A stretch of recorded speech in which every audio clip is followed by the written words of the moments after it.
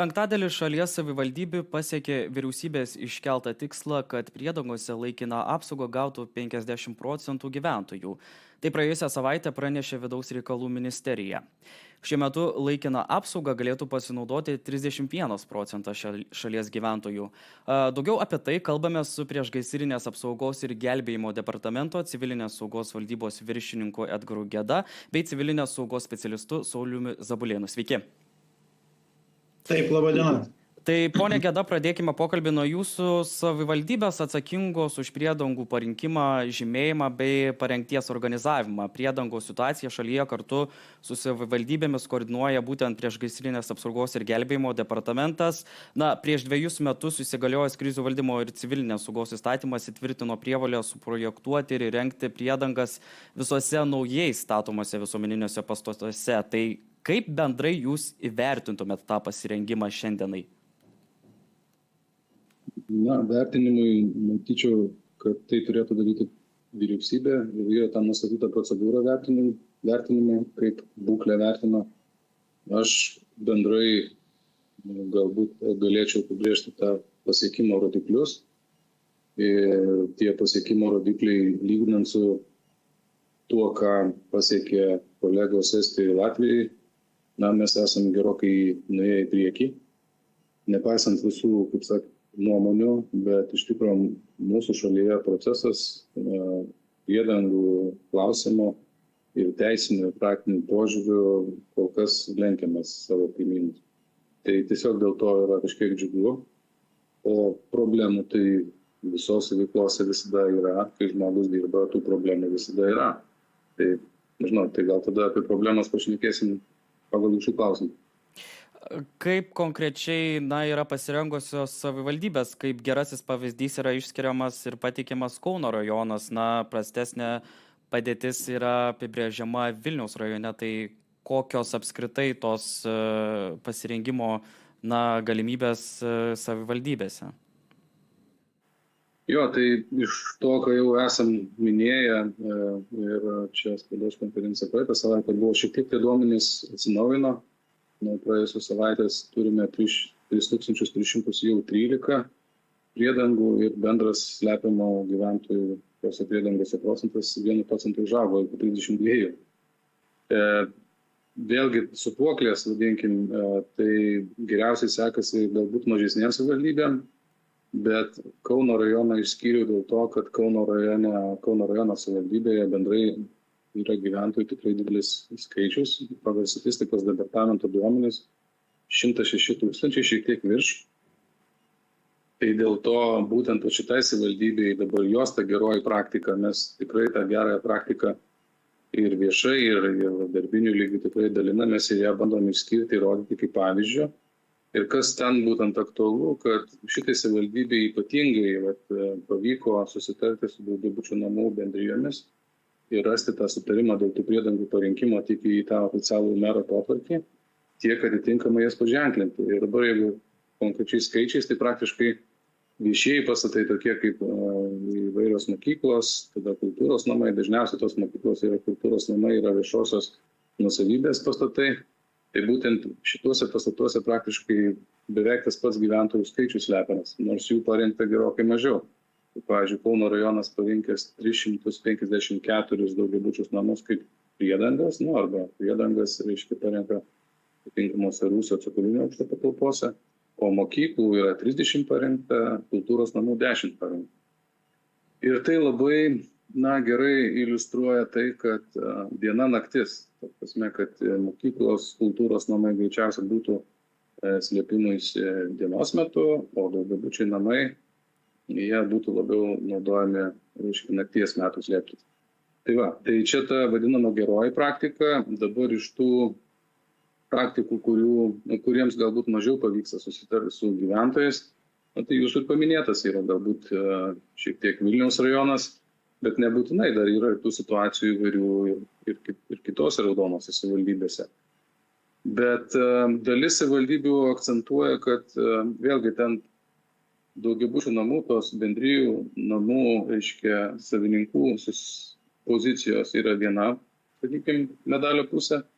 Kita medalio pusė yra tiesiog trūkumas tų pastatų, kurie turi tą vadinamą požeminę dalį. Dar vieną argumentą girdim, ypatingai čia ryškiai tą pasisako Panevėžio miesto savivaldybė ir aplink ją gal kai kurios savivaldybės, kad jie laukia aplinkos ministro nustatytų reikalavimų konkrečių, kurie būtų taikomi tiek priedangoms, tiek kolektyvinės apsaugos statiniams. Na, tai gera žinia tokia, kad greičiausiai jau rytoj yra toks planas, kad rytoj jau būtų patvirtintas statybos techninis reglamentas, kurio pagrindu būtų galima jau vadovautis, parenkant tam tikrus techninius reikalavimus toms patalpoms. Pone Zabulėnai, jūs esate minėjęs, kad apskritai Lietuvoje esančių priedangų būklė ar apskritai priedangos kelia abejonių. Kokių abejonių jums kyla? Na, sakykime, jeigu kalbėt apie pačias priedangas, turbūt, kad tikslai yra geri, iškelti tikrai pagal tai, kaip tas priedangų tinklas yra plečiamas, tai net neabejoju, kad artimiausiu metu ko gero ir pasieks tą norimo procentų tikslą, ten sutalpinti 50% gyventojų ir panašiai. Tai tuo net iš tikrųjų net neabejoju. Gal tik tai yra tam tikrų niuansų pačių priedangų turėtojams arba valdytojams, sakykime taip. Nes faktiškai visi tiek kolektyvinės apsaugos statinių valdytojai arba priedangų, automatiškai jie taip pat turi pasirengti ir ekstremalių situacijų valdymo planus ir atitinkamai nusimatyti veiksmus ir savo personalo tam tikrą, sakykime, žmonių grupę, kurie, paruoštų, priimtų tuos gyventojus. Aš jau nekalbu apie patekimą į tas priedangas. Tai kaip ir minėjo, reiškia, kolega, tai čia turbūt labai vienas iš tokių gerų sprendimo būdų, kadangi patekimas į tas priedangas gali būti, neskau, kad visiškai komplikuotas, gali būti komplikuotas į tas pačias mokyklas ir darželius pakliūti naktį ar ten savaitgalį. Jeigu galima bus pakliūti laisvai į daugiabučių rūsius, tai galėtų spręsti klausimą, sakykime taip, dienos metu slepiasi ten, nakties metu, reiškia, galbūt daugiabučiuose namuose, bet taip pat, kaip aš ir kalbėjau, visos tos įstaigos, kolektyvinės apsaugos statinių valdytojai turi tos parengti planus, ir paskirti žmonės, sakykime, kurie ir organizuotų visą tą gyventojų priėmimą, apnakvindinimą, apgyvendinimą ir susiduria su tam tikrom problemom, sakykime, tiek apsirašyti pačias procedūras, gal ne kiek tas procedūras, bet kažkaip aš sakau, mes galime sukurti daug įvairių planų, rekomendacijų, bet kaip jos visos veiks, greičiausiai tai parodys reali situacija arba pratybos. Tai dėl to aš visą laiką visus paraginu, kaip sakyti, kuo daugiau organizuoti, pasidomėti, aišku, organizuoti pratybas praktinės, kad per jas pasimatytų, kokie yra trūkumai, kokios yra problemos, nes tik tai jos labai gerai ir išaiškina, ir išrodo, ir parodo tos trūkumus. Be abejo, realaus pavojaus metu to pasimetimo tikrai jo bus ir jo neišvengsi, bet jo tikrai bus mažiau. Jeigu bus apie tai kalbama, jeigu tai bus viešinama, jeigu apie tai bus diskutuojama ir jeigu bus praktikuojamasi per pratybas, sakykime, imituojamos vienokios ar kitokios situacijos, tas be jokios abejonės palengvins. Ir be abejo, kalbant apie pačias priedangas, šiandien dienai, kaip ir buvo paminėta, virš 30% gyventojų sutalpintų. Ir ko gero šiandien dienai, jeigu tai paėmus, turbūt ir pilnai pakaktų, nes vargu bau, ar daugiau žmonių žino apie tas priedangas. Iš tikrųjų, kadangi tenka labai daug lankytis ir bendrauti tuose pačiuose mokymo ugdymo įstaigose, kalbėti su darbuotojais, tais pačiais gyventojais, tai iš jų pačių aš jau kažkokią asmeninę statistiką galiu pasakyti, kad galbūt 1 iš 4 žino arba atrastų tą priedangą ir iš anksto žinotų, kur jinai yra. Tai šitoj vietoj įrengti priedangas yra vienas dalykas, tačiau kitas yra nemažai svarbus dalykas, kad ir visuomenė, tie gyventojai žinotų tų priedangų lokacijos vietas, pasidomėtų, kur jos yra. Kiekviena savivaldybė skelbia be abejo kolektyvinės apsaugos statinių sąrašas su adresais konkrečiais. Taip pat ir Lietuvos pasirengimo tinklalapyje, taip pat yra net ir puikus, kaip sakyti, žemėlapis, kur galima tą kiekvieną tašką, slėptuvę, tiksliau kolektyvinės apsaugos statinį arba priedangą, pamatyti bet kuriam Lietuvos taške ir kampe. Tai turbūt tiek. Pone Zabulėnai, jūs kaip tik paminėjot, ko aš norėjau jūsų klausti, jūs minėjot tas pratybas ar ne, būtent kalbant apie visuomenės pasirengimą, visuomenės žinojimą, tikrai yra didelė dalis žmonių, kurie net nežino, kas yra priedanga arba, pavyzdžiui, kolektyvinės apsaugos statinys. Ar jūs čia matytumėt būtent reikiamybę didesnių, platesnių kažkokių tai pratybų, ar visgi dar kažkokių tai, komunikacijos kampanijų ir panašiai, kad žmonės tiesiog būtų informuoti? Ką jūs manot? Dėl pačios informacijos, tai tikrai, kaip sakyti, tie, kurie domisi, tai tikrai mato pakankamai didelį judesį iš valstybinių institucijų ir kryptį būtent šitai situacijai pagerinti.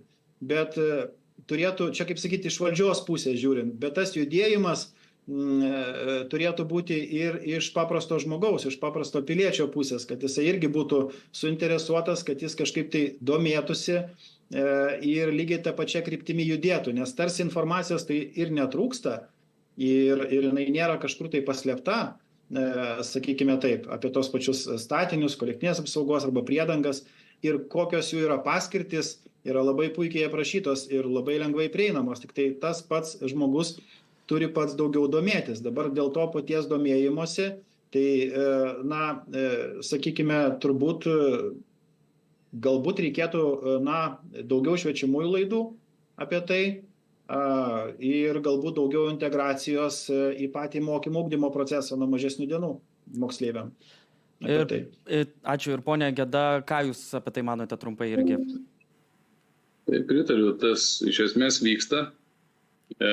Iš tikrųjų turim tokią, kaip sakyti, situaciją, kada šeimoje, toj, kurioje yra vaikai lankantis mokykloje, dažnai vaikai žino apie konkrečios savivaldybės, konkrečios švietimo įstaigos pasirengimą veikti nelaimės metu daugiau negu tėveliai. Tai, kiek čia, kaip sakyti, juokas pro ašaras, bet taip yra dėja.